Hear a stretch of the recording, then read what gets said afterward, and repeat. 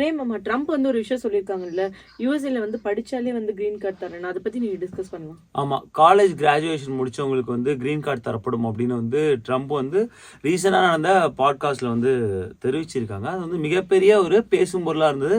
நிறைய நம்ம சேனல்ஸ்லாம் கவர் பண்ணியிருந்தாங்க. ஈவன் வந்து அமெரிக்கன் நியூஸ் சேனல்ஸும் வந்து இதை கவர் பண்ணி ஹெட்லைன்ஸாகவே போட்டிருந்தாங்க.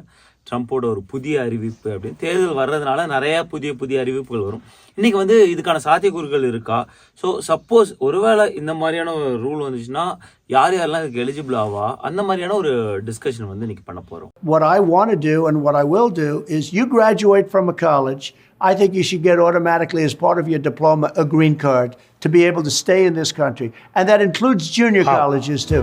Hey guys, welcome back to our channel. வணக்கம் நண்பர்களே, நான் உங்க பிரேம் பேசுறேன். நான் உங்க ஆர்த்தி பேசுறேன். பிரேம், ட்ரம்ப் வந்து ஏன் இது திடீர்னு இந்த விஷயத்தை பத்தி பேசணும்? ஆமா, இது வந்து சமீபத்துல வந்து ஒரு பாட்காஸ்ட் யார் பண்ணாங்கன்னா, ஹோஸ்ட் யார் பண்ணாங்கன்னா, சிலிகான் வேலி இன்வெஸ்டர்ஸ். அந்த பாட்காஸ்ட் ஹோஸ்ட் பண்ண 4 பேர்ல 3 பேர் இமிகிரன்ஸ்.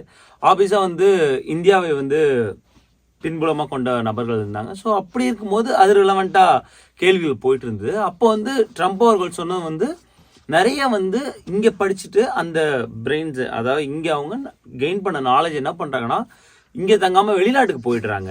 வெளிநாட்டுக்கு போய் வேலை பார்க்குறாங்க, இல்லை அவங்க சொந்த நாட்டுக்கு போகிறாங்க. அதுக்கு மிகப்பெரிய ஒரு காரணமாக இருக்குது ஆப்வியஸாக வந்து கிரீன் கார்டு அந்த பிரச்சனைகள் தான். ஸோ அதற்காக நான் என்ன பண்ண போகிறேன் அப்படின்னா வந்து, இங்கே நீங்கள் கிராஜுவேட் பண்ணிங்கன்னா, அதாவது வந்து அது வந்து பேச்சுலராக இருக்கலாம், 4 இயர் டிகிரியாக இருக்கலாம், இல்லை மாஸ்டர்ஸ் 2 இயர் டிகிரியாக இருக்கலாம், பிஹெச்டியாக இருக்கலாம், என்னவோ இங்கே கிராஜுவேட் பண்ணுற வெளிநாட்டு நபர்களுக்கு ஆட்டோமேட்டிக்காக கிரீன் கார்டு வழங்கப்படும் அப்படிங்கிற ஒரு முறையை கொண்டு வருவேன் அப்படின்னு ட்ரம்ப் சொல்லியிருக்காங்க. பிரேமா, இப்போ யாராவது H4ல இருக்காங்கன்னா, இப்போ அவங்க இங்க கிராஜுவேட் ஆனாங்கன்னா அவங்களுக்கும் கிரீன் கார்டு பார்த்து பண்ணுவாங்களா? ஆப்வியஸா எல்லாருக்குமே, யாரெல்லாம் வெளிநாட்டு மக்களும் அவங்களாம் வந்து இங்க வந்து கிராஜுவேட் பண்ணும்போது, காலேஜ் பண்ணும்போது அவங்களுக்கான கிரீன் கார்டு ஆட்டோமேட்டிக்காக உறுதி செய்யப்படும் அப்படின்னு சொல்லியிருக்கலாம். ஸோ அது வந்து இங்கே ஏற்கனவே விசா ஹோல்டர்ஸ்ல இருக்கிறவங்களா இருக்கலாம், அல்லது வந்து வெளிநாட்டிலே வந்து படிக்கிறவங்களா இருக்கலாம், யாரா வேணா இருக்கலாம், அவங்களுக்கான கிரீன் கார்டு உறுதி செய்யப்படும் தான் ட்ரம்ப் சொல்லியிருக்காங்க.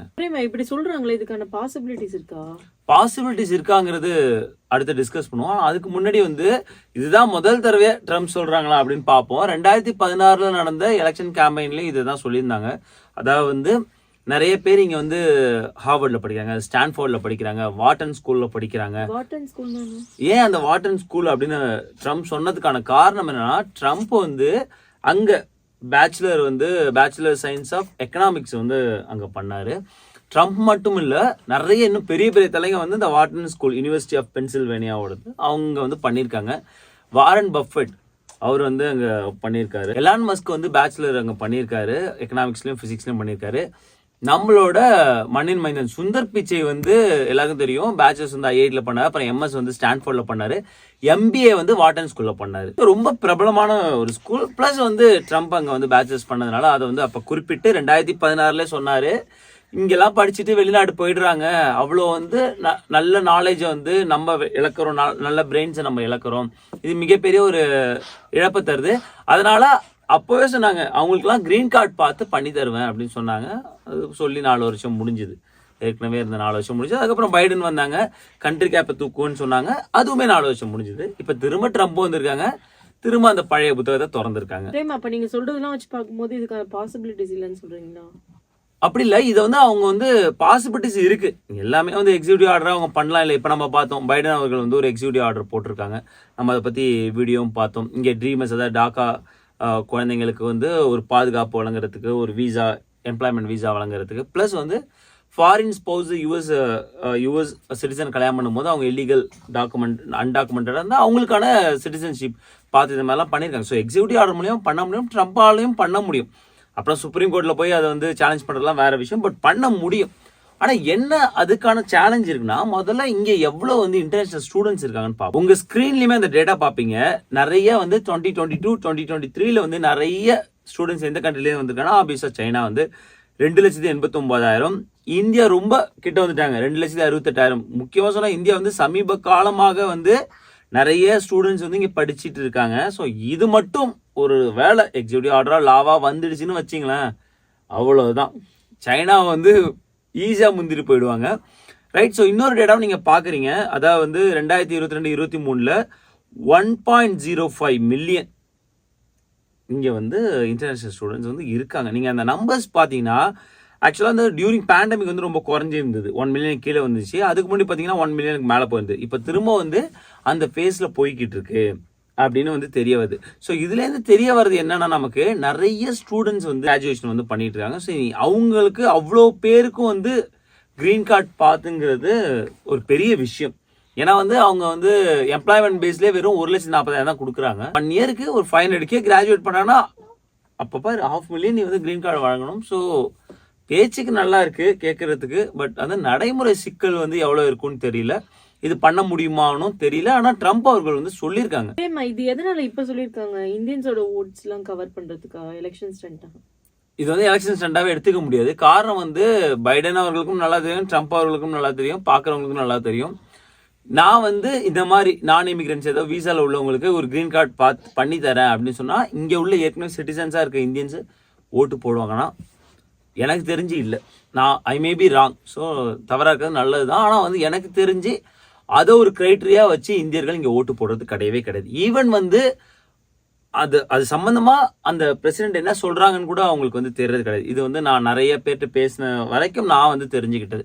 ஸோ அவங்களுக்கு அந்த ஒரு பிரச்சனை கிடையாது. 2 விதமா இந்தியர்கள் பொறுத்த வரைக்கும் ஓட்டு போடுறாங்க. அது ஒன்று வந்து ரிப்பப்ளிகன்ஸ்க்கு ஓட்டு போடுறாங்க. அது காரணம் வந்து நிறைய பேர் வந்து அன்டாக்குமெண்டாக உள்ள வராங்க. ஸோ பார்டர் செக்யூரிட்டி இவங்க வந்து அதிகமாக இருக்குங்கிற ஒரு எதிர்பார்ப்புல, அது உண்மையா என்னங்கிறது நெக்ஸ்ட் திங், பட் அந்த ஒரு எதிர்பார்ப்புல ஓட்டு போடுறாங்க. இன்னொரு சார்பு என்ன எடுக்கிறாங்கன்னா வந்து ஸ்கூல்ஸ் எல்லாமே கன்ஸ் வந்து வயலண்ட் அதிகமாக இருக்கு, ஸ்கூல்ல வந்து சுடுறாங்க. இன்னும் நிறைய இடத்துல வந்து ஒரு மாஸ் ஷூட்டிங்லாம் இங்கே ஈஸியாக நடக்குது. அது காரணம் வந்து அந்த கட்டுப்பாடு இல்லாத வந்து இந்த கன் வந்து மக்கள் கிட்ட புழங்குறது தான். ஸோ யாரெல்லாம் வந்து இந்த கன் கண்ட்ரோல் கொண்டு வராங்கன்னு பார்த்துட்டு டெமோக்ராட்ஸ் பக்கம் போறாங்க. இந்த மாதிரியான விஷயத்தை வச்சு பிரிகிறாங்க தவிர இவங்க வந்து நான் இமிகிரன்ஸ், அதாவது வந்து இங்கே விசால உள்ளவங்களுக்கு ஒரு கிரீன் கார்டு பார்த்து பண்ணி தருவாங்க, இல்லை கண்ட்ரி கேப் எடுப்பாங்க, அந்த மாதிரி ஒரு விஷயமும் பண்றது கிடையாது. இது வந்து எல்லாருக்கும் தெரிஞ்ச ஒரு ஓப்பன் திங் தான்.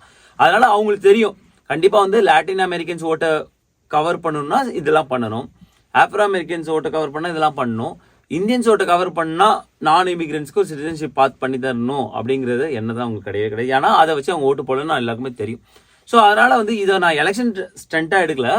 அதுக்கு ஆப்போசிட் நான் என்ன எப்படி பாக்குறேன்னா, ட்ரம்ப் அவர்கள் வந்து இங்க அன்டாக்குமெண்டடா வர இல்லீகல் இமிகிரன்ஸ்க்கு ஆப்போசிட்டா நிறைய பேசுறாரு. ரொம்ப கடுமையா வந்து அவங்க பார்ட்டியும் சரி அவரும் எதிர்க்காரு. ஸோ அதற்கு ஆப்போசிட்டா இருக்கிற லீகல் இமிகிரன்ஸ்க்கு சப்போர்ட் பண்ற மாதிரி வாய்ஸ் கொடுக்குறாருங்கிறத நான் பார்க்கறேன். இருந்தாலும் ட்ரம்ப் காலகட்டத்தில் பார்த்தோம் லீகல் இமிகிரன்ஸுக்கு எவ்வளவு வந்து குடைச்சல் கொடுத்தாரு. ஏன்னா ட்ரம்ப் வந்து வேற மாதிரி யோசிப்பாரு. என்ன யோசிப்பாருன்னா வந்து இங்க வந்து விசால வந்து வேலை செய்யும் போது அது வந்து இங்க அமெரிக்கர்களோட வேலையை பறிக்கிறாங்க, அந்த மாதிரி இல்லாமல் யோசிப்பாரு. ஸோ அதனால ட்ரம்ப்பை பத்தி நம்ம வந்து ஒரு ஸ்ட்ராங்கா ஒரு விஷயம் சொல்லவே முடியாது. இப்போ இவர் சொல்லியிருக்காரு இது கண்டிப்பா வந்து பண்ணுவாரு அப்படின்னு சொல்லவே முடியாது. நீங்க அடுத்த பாட்காஸ்ட், நீங்க போன பாட்காஸ்ட் சொன்னீங்கன்னு கேட்டீங்கன்னா அப்படியே நான் சொன்னேன் அப்படின்னு கூட கேட்க வாய்ப்பு இருக்கு. ஸோ அதனால வந்து 2 பேருமே ட்ரம்ப் அந்த பைடன் கவர்மெண்ட்டும் நம்ம பார்த்தோம் இந்த கடந்த 4 வருடங்களாக என்ன பண்ணாங்க. ஸோ ஆப்வியஸாக வந்து ஒன்று பண்ணாங்க, எல்லாத்தோட ஃபீயும் ஏற்றிட்டாங்க. ஸோ இந்த மாதிரி விஷயங்கள் தான் நடக்குது தவிர கண்ட்ரி கேப் ரிமூவ் பண்ணுறதோ இல்லைனா சிட்டிசன்ஷிப் பார்த்து கொண்டு வரதோ வந்து நடக்கிறதில்ல.